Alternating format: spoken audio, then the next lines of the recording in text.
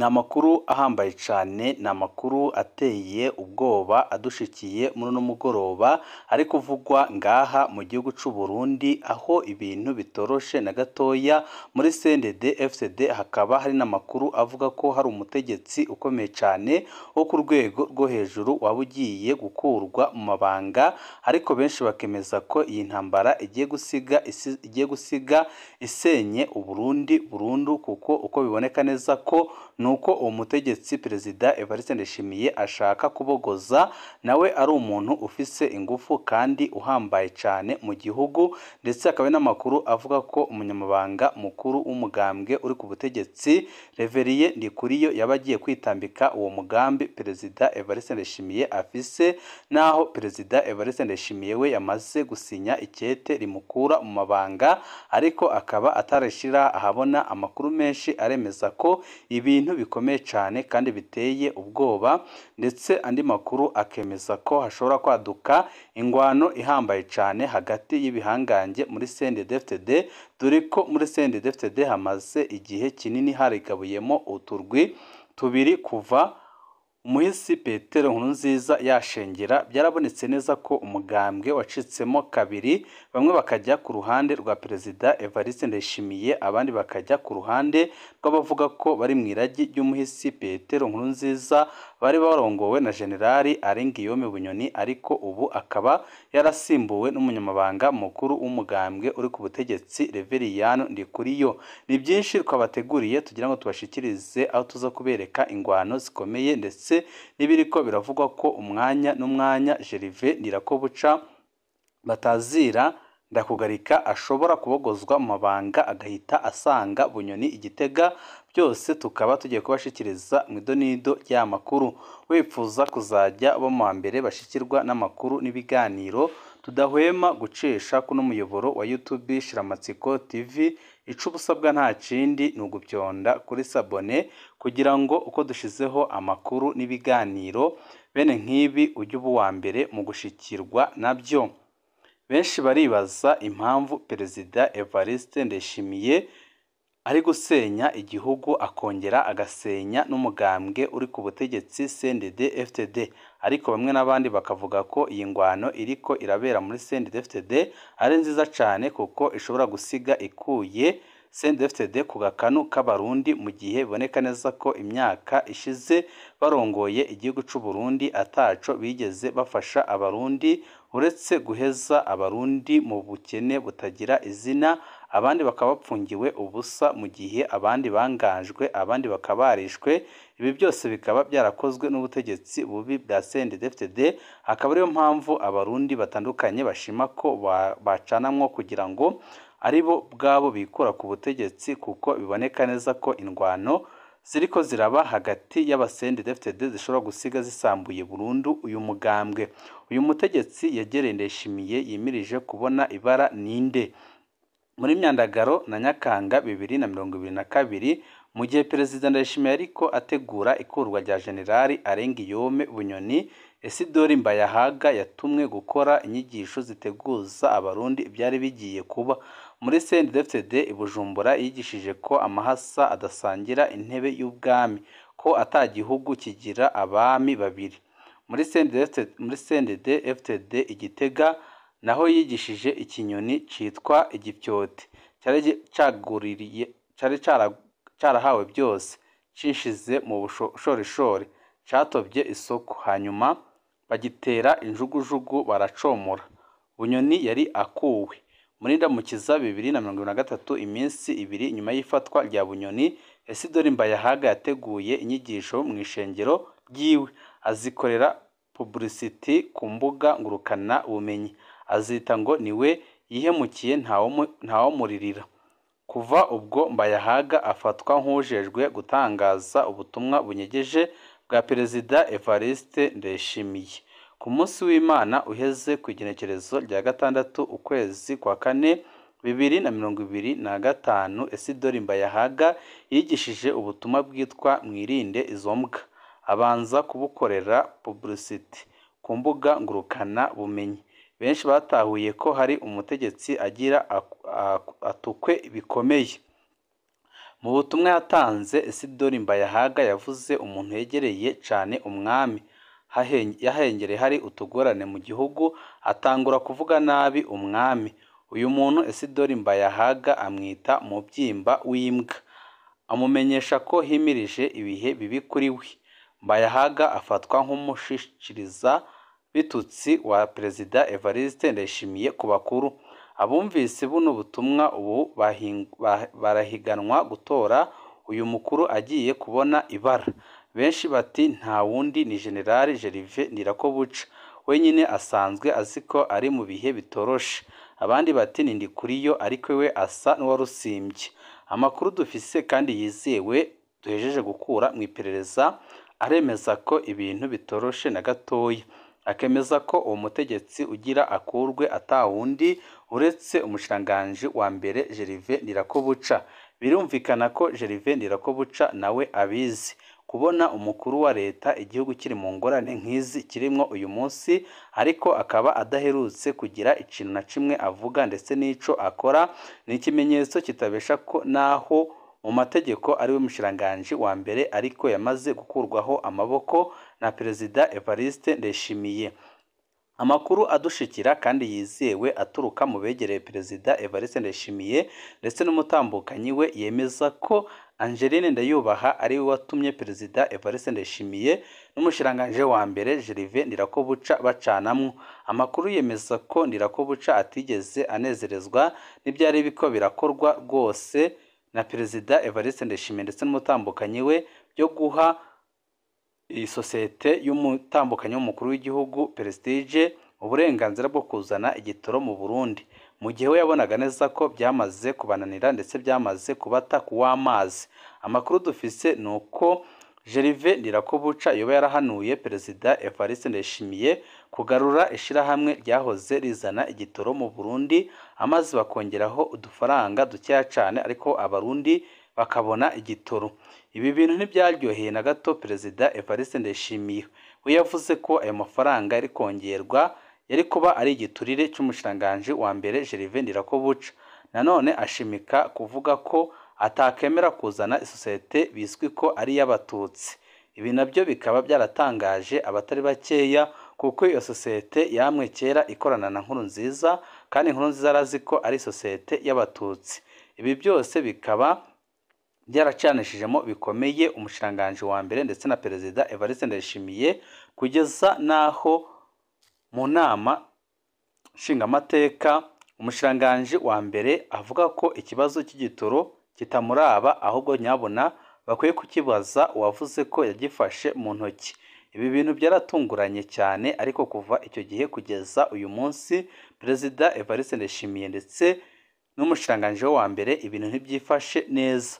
Amakuru adushikira yemeza ko umushikiranganji wa mbere yagerageje no gukora ibishoboka byose kugira ngo atange imihoho, ariko Ndayishimiye akabyanga.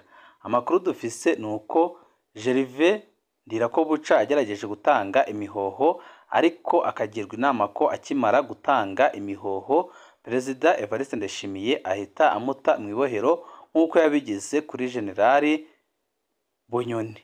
Ibi byose byari bimaze igihe, ariko amakuru menshi aremeza ko Perezida Evariste Ndayishimiye itegeko ryo kubogoza Generali Gervais Ndirakobuca yariteguye kandi yaripanze neza ko igisigaye ari ukurishyira hanze, ndetse andi makuru akemeza ko aho ibintu bigeze ibintu byamaze kurangira, ahubwo nyabona Perezida Evariste Ndayishimiye acunze ko abanza gukora dosiye azashiraho Generali Gervais Ndirakobuca kugira ngo amupfunge, kuko arazi neza ko atamukura ngo amureke agumye yidegembya, kuko bishobora gukwega akarambaraye.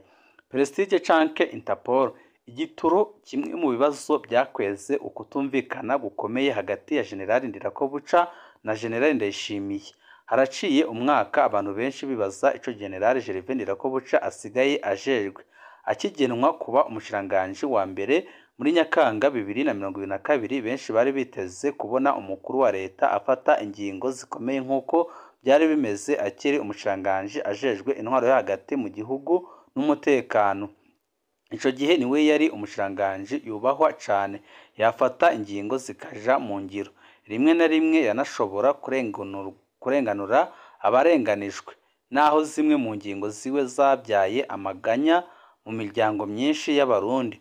Kuva abaye umushikiranganji wa mbere, Gervais Ndirakobuca yarabuze ikibanza ciwe iruhande y'umukuru w'igihugu yivanga mu bibazo byose yama ariko aravuga buri munsi, hamwe akanakoresha imvugo zimaramaza ubutegetsi. Umukuru w'igihugu yihera amategeko abashikiranganji n'abandi bategetsi. Gervais Ndirakobuca yisanze ari umurorezi gusa. Ikindi cagoye cane Gervais Ndirakobuca ni ingene yifata iruhande ya Angeline Ndayishimiye mu nzego umupfasoni w'umukuru w'igihugu nta na kimwe ajejwe, nta nico ashobora kubazwa, ariko mu ngiro Angeline Ndayishimiye afise inguvu zidasanzwe no kurenza umugabo wiwe. Niwe ashobora gusambura ico umukuru w'igihugu yaraye yumvikanye n'umushikiranganji we wa mbere. Anafise bamwe mu bategetsi aha amategeko, haba mu bashikiranganji haba mu bakozi b'iperereza. Itegeko rya Angeline Ndayishimiye ntawe ushobora kurivuguruza kuko na Perezida Ndayishimiye ntiyigera amuvuguruza, benshi barabizi. Iki kiri mu byagoye cane Generali Arenguiyome Bunyoni kubera atashaka ko bamugenderako. Ndirakobuca we byarunyutse asigara ajumarariwe. Ikibazo c'igitoro. Igihe Generali Ndirakobuca agenwa kuba umushikiranganji wa mbere, Perezida Ndayishimiye yari aherutse gutangaza ko yifatiye mu minwe ikibazo c'igitoro, anemeza Abarundi ko kitazasubira kubura, aho yari ahejeje guhagarika ibikorwa by'ishirahamwe Interpol ryari rimaze imyaka myinshi cyane ari ryo rizana ibitoro mu Burundi. Evariste Ndayishimiye yararyagirije ko ryakoranye na General Bunyoni mu gutuma ibitoro bikena kugira haboneke akaryo ko gutembagaza intwaro ya General Ndayishimiye. Ndayishimiye yirondereye irindi shirahamwe ryitwa Prestige, ariha ububasha bwo kurangura ibitoro by'u Burundi rikoranye na Regideso yari igiye kuza irabika igitoro, ikongera ikaba ariyo igitanga mu badandaza. Hari impari zikomeye zivuga ko Angeline Ndayishimiye ari muri bene Prestige, naho we abihakana. Regideso nayo yashizwe mu minwe y'umusirikare avuga ko ari inshuti za Evariste Ndayishimiye. Amamiliyoni y'amadolari yarasohowe mu banki nkuru y'igihugu BRB ahabwa Prestige, ariko ca gitoro cagumye kibura. Amatohoza ya RPA yerekanye ko hariho ubunyonyezi budasanzwe kuri ayo mafaranga akurwa muri BRB. Aha nta wakwibagira ko BRB itwarirwa mu biro by'umukuru w'igihugu. Mu mwanya wa mbere Generali Ndirakobuca yarubashe uko yasanze Perezida Ndayishimiye yifatiye mu minwe ibijanye n'igitoro. Nkumbura yibwira ko igitoro kizoboneka, naho yaronka amakuru akwiye y'ingene amafaranga y'igihugu ariko aribwa. Nyuma y'umwaka ari mu mabanga niho yabona ko ibara ryaguye. Ikibazo c'igitoro cahavuye kiba umuzi w'ibuye. Ndirakobuca arabona neza ko Ndayishimiye byamunaniye, yongera arabona ko ubutunzi bw'igihugu bugeze habi cane kandi ariwe azobibazwa nk'umukuru wa leta. General Ndirakobuca yarabonye neza ko Prestige ataco ishoboye kiretse kubandanya yiyorera amafaranga y'igihugu. Aca atangura ibiganiro mu mpisho na Interpol.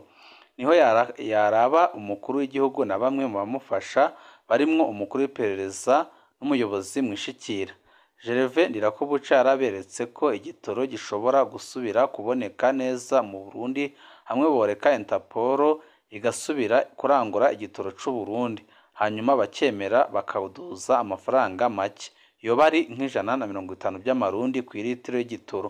Ndirakobuca ntiyari azi ko ahejeje kugurura intambara atazi. Gervais Ndirakobuca yaratutswe ngo kubona ashobora kwiyumvira gusubira kuzana sosiyete yahoze ikorana n'abatutsi, ariko nawe yaraberetse ko naho bariko bavuga intwaro za kera ko Interpol yakoranye na Perezida Nkurunziza imyaka 15 atangorane. Ntibyatevye Ndirakobuca yahavuye yagirizwa ko ayo mafaranga ariko arasaba ko aduzwa ku litiro ari igiturire ciwe, yumvikanye na Interpol. Umushikiranganji wa mbere yarumiwe, ishavuriraniga kugeza aho ashaka gutanga imihoho. Niho yahava amenya ko yafatiwe ingingo zihambaye ko ahirahiye agatanga imihoho aca ahagarikwa n'iperereza nawe akagirizwa ko ariko agerageza guhungabanya umutekano w'igihugu. Muri Rusama 2024 imbere y'inama nshingamateka Gervais Ndirakobuca ntiyariye umunwa ko atanyishu n'imwe afise ku kibazo kijanye n'ibura ry'igitoro. Mu ncamake yari abwiye abarundi ati jewe narananiwe genda mwibarize umwe avuga ko yacifatiye mu minwe. Ndirakobuca abayeho atazi isosi bazamukoza. Kuva General Ndirakobuca agombye gutanga imihoho ariko agaterwa ubwoba, abayeho atazi ico ategurirwa niyo kizozanana. Yitwa ko ari we arongoye leta ariko arazi ko atabubasha na bukeye asigaranye. Muri Ruheshi 2024 ukwezi kumwe gusa inyuma y'ibyo Ndirakobuca yavugiye mu nama nshingamateka, Perezida Ndayishimiye yatangaje mu gikorane i Nyabihanga ko hariho umutegetsi wo hejuru yabujije igitoro kuza, ngo yandikiye abatanga igitoro ko batokwihenda ngo bakizane kubera ihimirije gutembagazwa ubutegetsi. Ahandi naho ngo yavuze ko atamafaranga ariho yo kuriha igitoro. Yanamwagirije ko yatanze giturire kugira ubwato buzanye igitoro i Dar es Salaam ntibupakururwe. Perezida Ndayishimiye ntiyigeze avuga uwo mutegetsi akomeye gutyo, ariko benshi babonye ko ari inyishu ahaye Gervais Ndirakobuca. No mu ndwi yahera Perezida Ndayishimiye yarabigarutse ko aho yari mu ishengero rya Isidore Mbayahaga ngo hari intambara idasanzwe yarwanye muri Ruheshi na Mukakaro 2024, ngo ubutegetsi bwiwe bwari gutembagazwa muri Gitugutu 2024. Aho hose ntiyigera atomora uwo ashaka kumutembagaza uwo ari we. Nyuma y'amatohoza RP yashize ahabona mu minsi iheze ku busuma bwoba bukorwa n'abegereye umukuru w'igihugu bafatanije na Prestige ku bijanye no kurangura ibitoro hanze, hari umutegetsi wo hejuru cyane yegereye Perezida Ndayishimiye kwivuganiye yambwiye ati birya RPA ivuga turazi uriko arabitanga, turazi ko dufise ikibazo muri leta. Ntiyemereye kumbwira uwo muntu, ariko byarumvikana ko ishavu abafise leta ari kure y'urongoye leta, ko yamwankiye gutanga imihoho. Ndayishimiye yoba abikiye iki gihano Ndirakobuca. Amakuru dukora mu begereye General Ndirakobuca aravuga ubwoba yari afise mu gihe c'ingwara ya Reverien Ndikuriyo. Umushiranganje wa mbere ntiyashobora no kwerekana ko yitwararitse ikibazo ca Ndikuriyo, yari azi ko acunzwe bidasanzwe.